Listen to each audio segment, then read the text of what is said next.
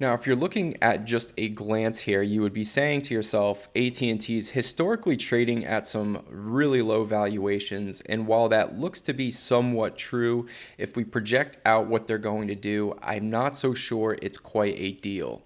Welcome back in YouTube. Today we're going to dive into AT&T. This one is one we have to unravel here as it's just been a mixed bag in my personal opinion. As we all know, it's kind of a stock that's just been trading somewhat sideways over the last few years. And if it wasn't for that nice dividend, most people would probably be either flat or down on the stock. So we're going to get into what I see with their earnings. I have some concerns, even though a lot of the news that came out for AT&T was pretty phenomenal, as they did beat EPS and revenue for the second quarter. And some people are calling this a buying opportunity. Let's get into it.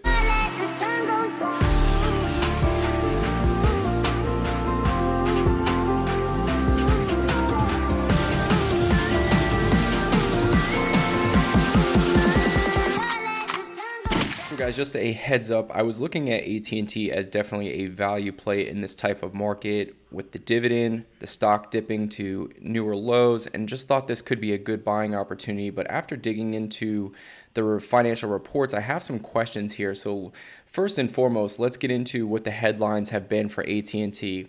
Obviously, Americans are delaying paying their bills, and that caused an issue for AT&T's cash flow. And even with the most recent earnings beat, the stock crashed last week. As we can see, the PE ratio has come down pretty drastically, going from 9 down to under a 7 at this point in time. Enterprise to EBITDA is sitting at a 5, which is historically low. So if you were just to read the headlines on quarter 2 and what management came out and stated, it was absolutely an unbelievable quarter as far as growth for the company. One of the best quarters in over a decade. What you have to understand is these types of pieces are promotional for the company, and they're going to highlight the pros of the company up front, and so you get excited about it. But what you have to do as an investor is really dig deep into the nitty-gritty of the quarterly report. So as we can see here, revenue is coming down pretty hard in AT&T. Even though they had all these net adds, the revenue overall has come down pretty drastically. From a quarter-over-quarter earnings per share, AT&T looks very strong here, as we can see. But when we compare it to a year prior, it's falling behind as far as performance go, down roughly 2.4%. So we're starting to see the contrast here of really good news coming out with the company, but yet we're seeing underperformance as far as internally with the financials here. Along with that, obviously AT&T is a more mature company and they do a lot of stock-based compensation. So therefore there is a lot of dilution that takes place within AT&T's business model. As we can see here, going from 7.4 billion shares outstanding all the way up to 7.6 billion shares outstanding. Couple concerns I have with the company, ladies and gentlemen. First and foremost, obviously after the spinoff, their cash position is going to be looking a lot different here. So they're going from 19.2 billion in cash down to 4 billion in cash, with long-term debt going from 151 billion down to 129 billion. AT&T definitely needs to turn things around. Now the good thing is, guys, they do believe that they're going to finish out the year very, very strong here. So a lot of their spending was device spending, as they see a big demand for new phones, tablets, as new users start hitting their platform. The new users want these new devices as well. As we can see here, the capital expenditures are starting to go up as they're getting more aggressive on their original business model. Now, as we can see here, they slashed their dividend almost in half, going from 52 cents a quarter down to 27, call it 28 cents a quarter. So what this story is telling me, they're starting to spend more on CapEx and starting to do possibly some layoffs here or not as much hiring.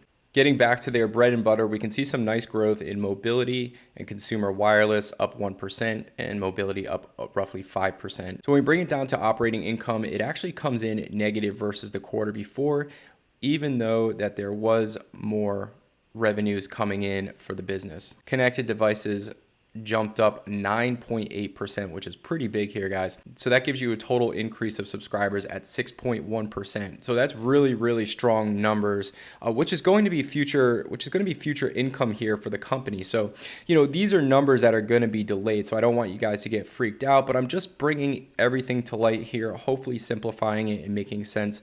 Now we're starting to see a significant dip in business wireline. So, roughly a 7% dip across the board. And then not only that, guys, but we're starting to see margin compression here.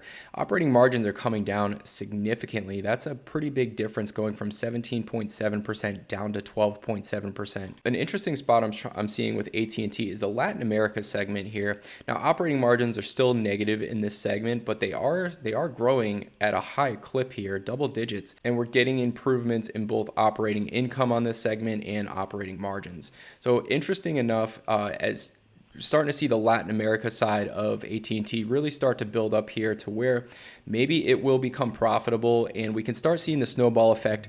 They're starting to add new subscribers. They're building their Latin segment out. So future-wise, out 5, 10 plus years, to me, it looks like AT&T is getting pretty interesting. So here's the big problem I'm seeing with AT&T, guys, is it's going to be the dividend. It's going to be the free cash flow dividend payout ratio here. So the whole reason why AT&T cut their dividend during the Warner Brothers spinoff was to get their debt under control, make their balance sheet a lot cleaner. Along with that, obviously, they wanted to spend more on the 5G and growing out their bread and butter of their business. But as we can see here, guys, the dividend payout ratio at 151% is not sustainable here, guys, okay? That's just definitely not sustainable, as free cash flow came in right around 1.4 billion, less dividends of 2 billion paid out, gave a negative free cash flow after dividend payout. And so we don't want to see that. We have to see that get under control. Now, the good news with this was there was roughly $1 billion missing from payments from subscribers. So as far as stock price goes, we have everything from a $14 stock all the way up to a $38 and call it a $40 stock. Spinoff, they're expected to do roughly $131 billion in revenue and steadily decline from there. If they can maintain this somewhat of growth rate, and with the Latin America expansion that's going on, and that's becoming a pretty interesting story in my opinion, as that's getting closer to profitability and operating margins going positive. I think there's a decent amount of upside here longer term for AT&T. So my analysis, I'm going to run much different than what you're seeing right here, guys. But for me, I think they're going to close out the quarter around 128 billion. Now that's 2 billion less than their analyst projections, but I from them differ on the opinion that I actually think they're steadily going to grow about 1%. Now I have them ticking up over the next few years about 2%, as I do think that Latin America expansion is pretty interesting going forward, and I think that could be a pretty big asset for AT&T. So therefore, I have them doing around $147 billion by 2030. Have their EBITDA margins being right around 22%. I have them growing their shares due to stock-based compensation, roughly 1% year over year, getting to right around 8.3 billion shares outstanding by 2030. Their cash and cash equivalents going from 4.1 billion, where it's at today, growing out to 5.2 billion in 2030. And I have them basically doing what they said they were going to do and get their debt under control. And I have roughly a 4% debt reduction year over year, meaning that it goes from 124, call it 125 billion by 2022 down to 90 billion by 2030. I think these are all achievable numbers for AT&T overall. And when we break down the valuation of the stock, I basically get a $25 price target by 2030, which means that with dividends reinvested, if you buy the stock around $15 to $16, you're going to get about a 12% rate of return, as the dividend right now is sitting at 6%. Now, the caveat is, ladies and gentlemen, if it dips any lower, then the dividend's going to be higher, so your rate of return is going to be higher. And so where it sits today, AT&T stock is sitting right around $18.40, which gives you a right around a 6% dividend. So any lower than that, obviously the dividend rate is going to be higher for you, and so therefore your rate of return longer term will be higher for you. Now here's the odd thing: when you run it from a DCF model, AT&T could really be a $30 to $40 stock from a discounted cash flow analysis. My 2030 projection, I'm going to put out between $25 to $35 for 2030, which means that AT&T in that $15 to $16 range is a very, very strong buy in my opinion. This crazy market makes me think that there might be an opportunity to buy this stock roughly at these price targets here. So I don't think it's outrageous to have about a $16 price target for AT&T. Do what you will with it. This is not financial advice, so always speak to a professional before you invest. But hopefully you guys enjoyed my dive into AT&T. This could just be a speed bump in the grand scheme of things. Just keep an eye out, guys. As always, appreciate your time. Thank you so much for spending it with me, and we will see you next time, investors. Peace.